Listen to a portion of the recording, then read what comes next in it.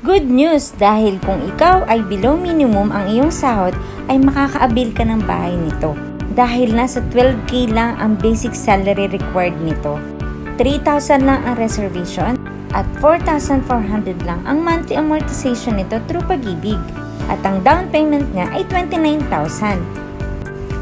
Payable in 9 months pa. 38 square meter ang lot area niya at 24 square meter naman ang floor area niya. Kung mapapansin mo ay bird type siya, ikaw nang bahalang mag-ayos nito. At ito ang Kaya Homes, dito lang yan sa Barangay Palange, Naik, Cavite. Kaya kung ikaw ay employed sa company at Pag-ibig member na may 24 months sa contribution at nasa 12K lang ang basic salary, ay pwedeng-pwede ka na mag-avail ng bahay na ito.